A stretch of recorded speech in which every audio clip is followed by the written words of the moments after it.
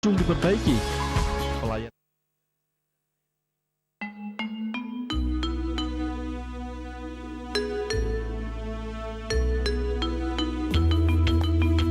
Menjaga tradisi dan jati diri, Cakra Semarang TV.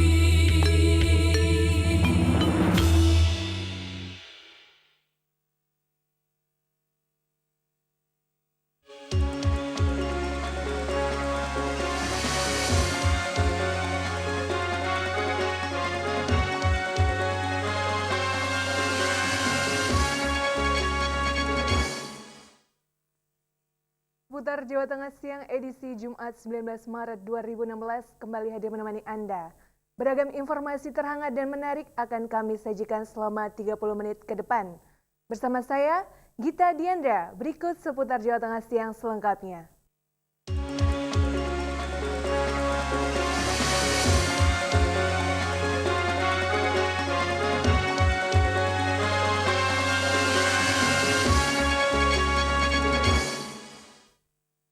Seorang nenek di Brebes Kamis siang ditemukan tewas mengenaskan di dalam rumahnya.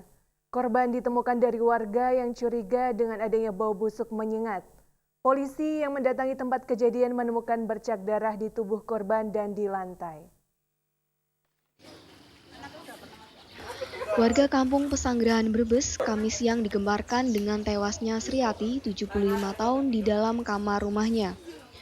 Awalnya warga curiga dengan bau busuk yang menyengat. Saat membuka pintu rumah, warga menemukan tubuh Sriati terbaring di tempat tidur dalam kondisi sudah membusuk.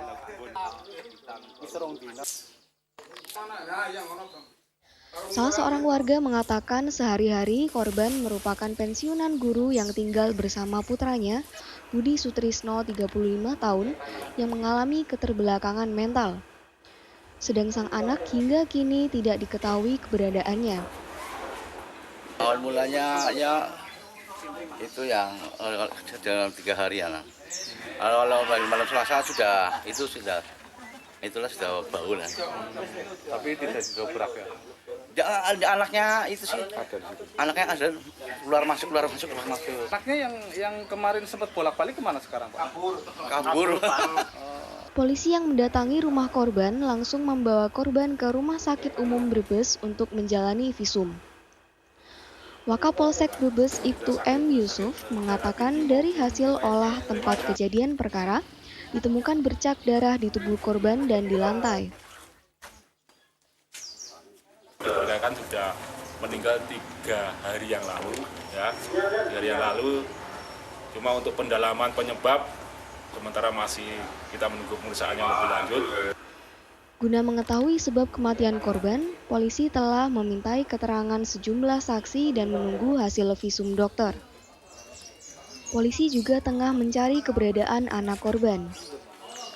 Agus Supramono, Cakra Semarang TV. Tergiur dengan keuntungan besar seorang tukang becak di kota Semarang menjadi bandar sabu. Tersangka yang memiliki jaringan di dunia narkotika bisa mencarikan narkotika sesuai keinginan pelanggannya. Hikso Suporo, 37 tahun, seorang tukang becak warga Pelombokan ini berhasil diringkus tim reserse narkoba Polrestabes Semarang dalam sebuah operasi anti-narkoba. Selain Hikso, polisi juga berhasil meringkus 6 pengedar lainnya. Keenam pelaku yakni Slamet Riyadi, 47 tahun, asal Jepara, Hongki Wijaya, Alfian Setiaji, Miftah Nur Hidayat, Dewi Safitri, dan Dani Sopianto, kelimanya merupakan warga Semarang. Di hadapan polisi, Hikso mengaku mendapatkan barang dengan cara memesan dari seseorang yang mengaku tinggal di Jakarta dengan bertemu langsung di tempat yang sudah ditentukan. Untuk 1 gram sabu yang dibeli seharga 1 juta oleh tersangka dibagi menjadi 5 paket kecil, kemudian dijual kembali Rp300.000 untuk 1 paketnya. Namanya siapa? Santi. Sandi orang mana? Orang Jakarta. Oh, kan? Bener kan? Bahasa cuma ngelaba-laba saya. Cenderung nutupi jalan Jakarta. Paling besar. Terus komisimu berapa? Saya juga. Kamu yang jual? Buat kamu sendiri berarti toh? Iya. Berarti kulakan dia, nyetok. Berapa omsetnya? Omsetnya berapa sehari? Pernah berapa? Nggak mesti itu berapa? Bukan, nggak mesti. 600.000. Aparat kepolisian hingga kini masih melakukan penyelidikan terkait penangkapan para bandar sabu. Pasalnya, semua tersangka yang tertangkap melindungi dan menutupi pemasoknya dengan berbagai alasan. Hasil tangkapan dalam rangka operasi antik yang dilaksanakan di wilayah hukum Polrestabes Semarang. Selama operasi kurang lebih 2 bulan, ya kok, ya, 2 bulan inilah hasilnya. Dari ketujuh bandar tersebut, polisi berhasil mengamankan barang bukti berupa 61,2 gram sabu, 144 butir pil ekstasi, 1.913 butir pil daftar G, handphone, timbangan, dan alat hisap sabu. Atas perbuatannya, ketujuh tersangka dijerat pasal 112 ayat 1 tahun 2009 tentang narkotika dengan ancaman hukuman maksimal 12 tahun penjara. Hendi Nugroho, Cakra Semarang TV. Promosikan kegiatan usaha CSR peresmian usaha peluncuran produk atau kegiatan pemerintahan di Cakra Semarang TV. Seputar Jawa Tengah siang akan hadir saat lagi, tetaplah bersama kami.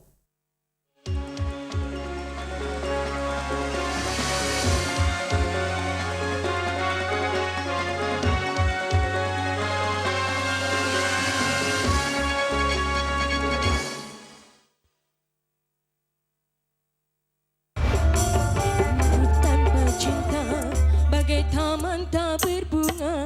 Kita ketemu lagi di acara Wedangan memang. Oh, kita terima. Halo Wedangan. Halo Wedangan. Halo. Cintaku kelapak-kelapak sama dia.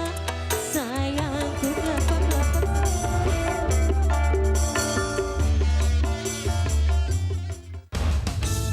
Acara Time Machine. Dan yang pasti musik-musiknya itu era 90-an loh.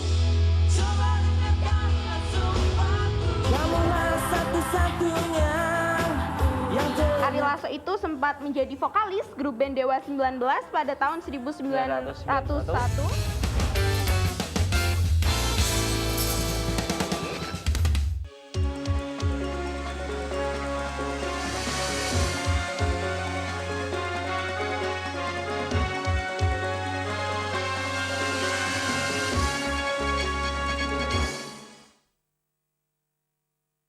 Sejumlah perwakilan warga yang terlibat dalam pertambangan minerba melakukan pertemuan dengan Bupati Batang serta pejabat terkait, meminta dipermudahkannya perizinan atas dasar undang-undang. Permohonan para penggali tambang batu ilegal tersebut ditolak Balai ESDM Provinsi Jawa Tengah. Dalam audiensi yang berlangsung di meeting room kantor bupati tersebut, dipimpin langsung oleh Yoyok Rio Sudibyo dan dihadiri oleh Sekretaris Daerah Nasikin dan Dim 0736, Letkol Infanteri Fajar Ali, jajaran kepolisian, Wakil Ketua DPRD, Kajari, Kepala BPMPT, BMSDA, Dinas Cipta Karya, Dinas Pertanian, serta perwakilan pengusaha galian C ilegal dan pengusaha Stone Cruiser. Meski sempat memanas saat berlangsungnya audiensi antara para pelaku galian C ilegal dengan para pemangku jabatan terkait, lantaran permohonannya belum bisa terrealisasi. Pemerintah daerah masih berusaha untuk menengahi kepentingan para pengusaha golongan C dalam menghadapi peraturan yang terdapat dalam undang-undang. Hasan Basri, petugas dari Balai ESDM Provinsi Jawa Tengah, wilayah kerja Eks Karisidenan Pekalongan menjelaskan proses keluarnya izin galian C. Memang awal perizinan tentang galian C bisa dilakukan di wilayah kabupaten masing-masing. Namun sekarang ini dengan diterbitkannya Undang-Undang Nomor 23 Tahun 2014 yang baru, bahwa perizinan golongan C sekarang ditarik ke provinsi. Kegiatan bidang SDM yang dulunya di kabupaten ditarik oleh ke provinsi, diberikan oleh gubernur. Jadi sejak Oktober 2014, Undang-Undang 23 mengatakan seperti itu. Otomatis kami sebagai yang di provinsi ya melakukan amanat undang-undang. Ujianto Purnomo, Cakra Semarang TV. Akibat maraknya pertambangan galian C ilegal yang terjadi di Kabupaten Batang, ratusan hektar area persawahan produktif mengalami kekeringan. Selain mengancam sektor pertanian akibat ulah yang menguntungkan segelintir orang, derita para petani penggarap sawah akan semakin memprihatinkan dan Indonesia bisa terancam krisis pangan. Dunia pertanian nampaknya akan semakin terpuruk. Selain dihadapkan dengan biaya produksi yang tidak seimbang dengan hasil panen, para petani juga semakin sulit untuk mendapatkan pengairan. Pasalnya, saluran irigasi yang biasanya mengalir air dari bendungan saat ini sudah tidak bisa mendapatkan pasokan air lantaran perubahan sedimentasi tanah yang semakin tidak seimbang antara stok air dengan bangunan bendungan. Seperti yang dikemukakan Kepala Dinas Pertanian Migayanti Tamrin saat menyampaikan laporan pada peserta audiensi permohonan izin tambang galian C ilegal kepada pemerintah Kabupaten Batang. Kerusakan yang diakibatkan oleh penambang galian C di wilayah Kecamatan Wonotunggal yang mengakibatkan permukaan arus sungai menurun dan terjadi penyempitan sungai yang berdampak pada alur sungai mengalami kerusakan. Lahan sekitarnya sudah tidak memungkinkan untuk menjadi sawah karena memang sudah diambil semua batu-batuannya, dan akibat galian C ini itu terjadi pergeseran sungai, jadi sungainya itu sekarang menurun. Nah, sungainya turun, tadinya sawah sudah jadi sungai dan sungai sudah turun, dan dampaknya ini besar sekali. Akibatnya saluran-saluran itu pada kering semua. Sikap tegas dari pemerintah sangat diperlukan dalam menangani para pelaku galian C ilegal yang tidak disertai keseimbangan menjaga alam sekitarnya. Bukan tidak mungkin lagi bencana alam akan menimpa di sebuah daerah yang kondisi alamnya dirusak oleh manusia. Pujianto Purnomo, Cakra Semarang TV. Gubernur Jawa Tengah melakukan sidak ke lokasi penambangan Kali Apu, Selo, Boyolali. Ganjar Pranowo menyatakan penambangan liar dengan alat berat di kawasan lereng Merapi sangat merugikan. Penambangan tersebut merusak lingkungan dan infrastruktur jalan. Kamis sore, Gubernur Jawa Tengah Ganjar Pranowo melakukan sidak di lokasi penambangan Kali Apu, Selo, Boyolali. Dikutip dari akun Twitternya, Gubernur bertemu dan berbincang dengan para penambang manual di kawasan lereng Gunung Merapi. Gubernur banyak mendapat keluhan dari masyarakat terkait penambangan liar dengan alat berat di lereng Merapi tersebut. Penambangan liar dengan alat berat sangat merugikan serta merusak lingkungan dan infrastruktur jalan. Untuk itu, perlu ada penataan untuk penambangan di Kali Apu terutama bagi penambang rakyat. Gubernur juga akan membuat model uji coba untuk penambangan di lereng Merapi, khusus untuk penambangan rakyat atau manual. Lebih lanjut, Gubernur menegaskan penambangan dengan alat berat dan proses pengangkutan dengan truk yang melebihi tonase sangat merugikan bagi masyarakat dan rusaknya infrastruktur jalan. Kalau jalan hancur begini, rakyat berhak marah sama pemerintah. Nah, pemerintah sekarang mencarikan solusi. Solusinya apa kita cari? Ternyata dari galian C. Galian C ternyata satu ilegal galiannya. Ya, yang kedua, cara ngangkutnya lumayan ngawur. Kalau enggak ini remuk begini siapa yang tanggung jawab? Ini paling cuma ngondang-ngondang ke pemerintah toh. Tadi malam kita menggerebek sudah lari. Terus kemudian komputer di begonya mau diambil, dilas. Begitu ada yang sudah diambil, pinjam nggak tahu dari mana jalan lagi. Artinya mereka sudah ingin berbuat memang jahat, ilegal. Taufik Irvani, Cakra Semarang TV. Lahan kosong di bawah jembatan Kartini yang masuk di wilayah Kecamatan Semarang Timur ternyata digunakan oleh oknum pengelola kafe sebagai tempat parkir. Selain terdapat beberapa sekat dari kayu dan seng, lahan tersebut juga sudah dipasangi lampu penerangan. Lahan kosong di bawah jembatan Kartini ternyata dimanfaatkan untuk kepentingan pribadi oleh oknum pemilik kafe sebagai tempat parkir. Meski belum ada izin resmi dari dinas terkait, namun lahan tersebut sudah direnovasi dan dilengkapi berbagai fasilitas seperti sekat dan lampu penerangan. Saat dikonfirmasi, Kepala Dinas Bina Marga Kota Semarang Iswar Aminuddin mengaku baru mengetahui kabar tersebut.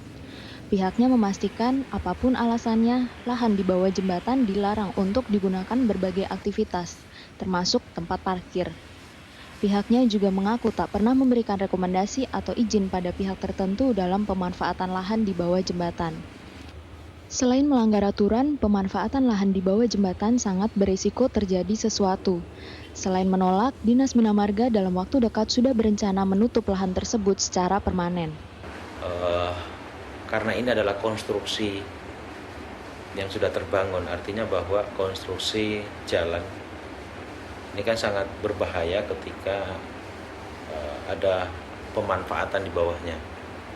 Jadi pengguna sama sekali belum pernah ada komunikasi sama Bina Marga, dan toh kalau memang komunikasi pun mungkin kami tidak setuju, tidak sepakat ketika memang mau digunakan untuk hal-hal yang tidak sesuai dengan peruntukannya. Sementara itu, pemangku wilayah Kecamatan Semarang Timur, Ari Joko, mengaku membenarkan adanya aktivitas di lahan bawah jembatan Kartini. Pihaknya sudah mengkonfirmasi surat izin pemanfaatan fasilitas tersebut ke pihak kafe, namun tidak bisa memberikan. Itu kan ke tempat saya, mereka ngomong sudah ketemu dari perhubungan, katanya boleh, itu ya. Terus ke tempat saya, ojo aku rasa ngizin kan gitu. Jangan ke PSDA atau sing gawe jembatan, gitu toh.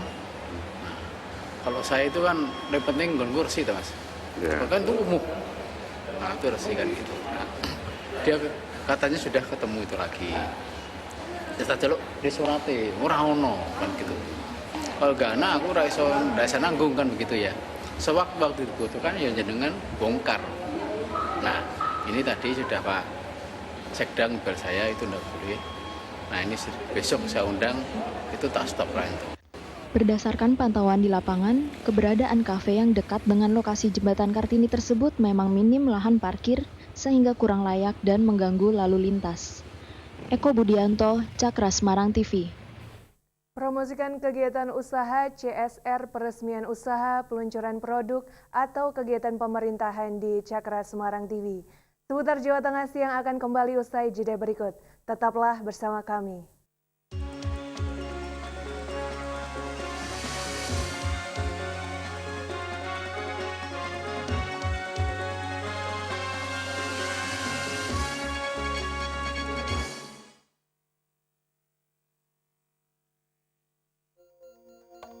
Sugeng dalu para pemirsa, giaran pawartos Jawi Tengah dinten Senin Kliwon. Saged panjenengan pirsani malih. Laporan-laporan ingkang akurat win rakyat sampun sumadi.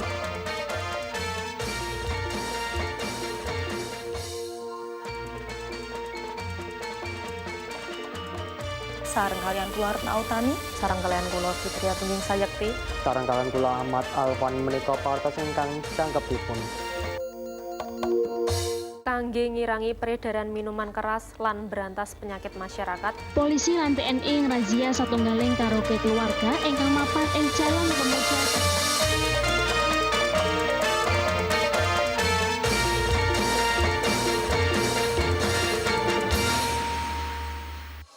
Anda punya keluhan, kritik, atau saran soal pelayanan publik di sekitar Anda, seperti jalan yang rusak tak kunjung diperbaiki, pelayanan penyedia listrik dan air tidak memuaskan, ngurus izin usaha KTP tetapi dipersulit, atau masalah-masalah publik lainnya di sekitar Anda?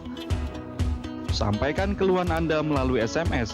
Caranya, ketik surak SURAK spasi isi keluhan kirim ke 089670911432. Bahasa santun, tidak memfitnah dan dapat dipertanggungjawabkan. SMS Anda akan ditampilkan di program berita seputar Jawa Tengah pagi, siang, dan malam, serta di Warta Praja. Ayo bersuara!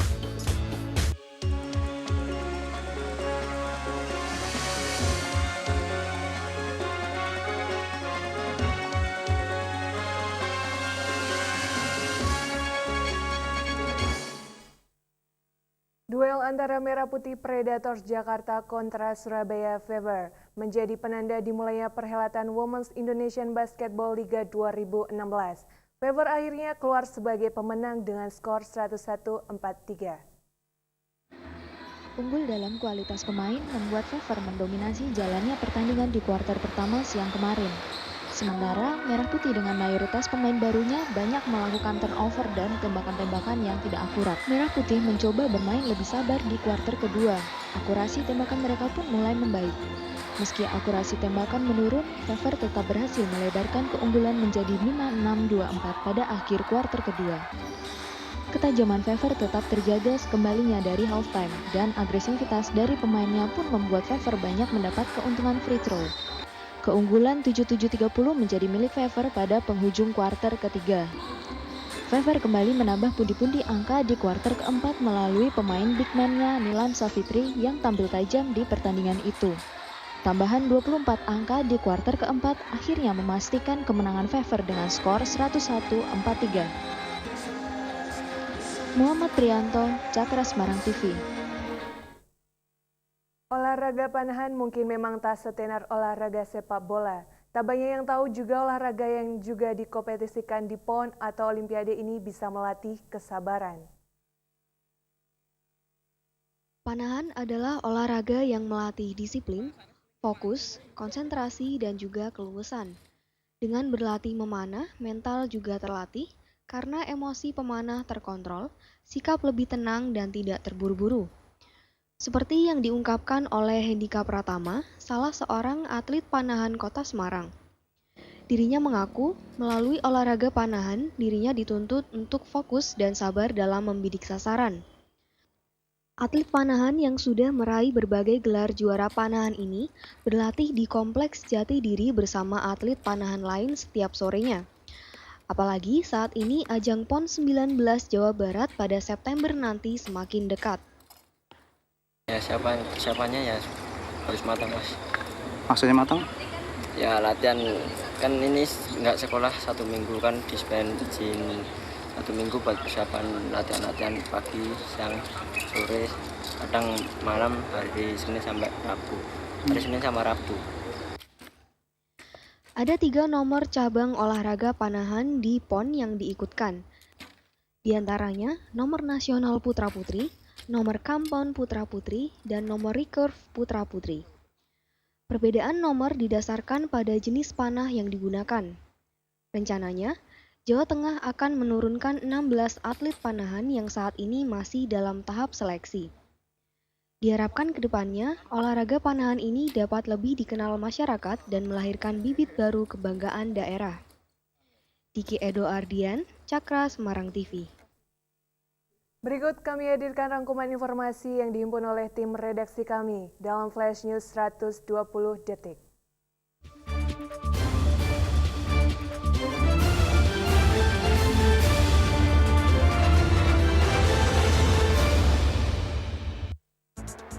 Tergiur dengan keuntungan besar, seorang tukang becak di Kota Semarang menjadi bandar sabu.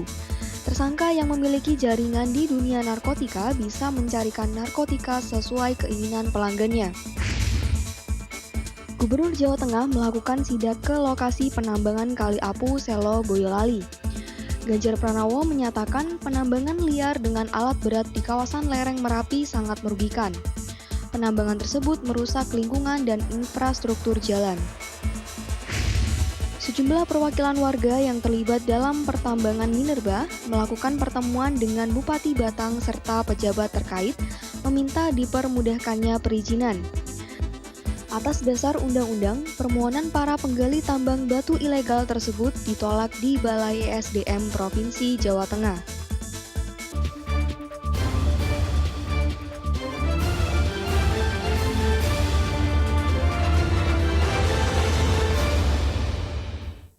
Rangkuman informasi tadi menutup perjumpaan kita dalam Seputar Jawa Tengah siang edisi hari ini. Berita di seputar Jawa Tengah dapat Anda akses melalui website www.cakrasemarang.tv. Kami pun mengajak Anda untuk mengunjungi fanpage Facebook dan follow Twitter kami di @cakrasemarangtv. Saya Gita Diandra dan kru yang bertugas pamit undur diri. Selamat siang dan selamat beraktivitas.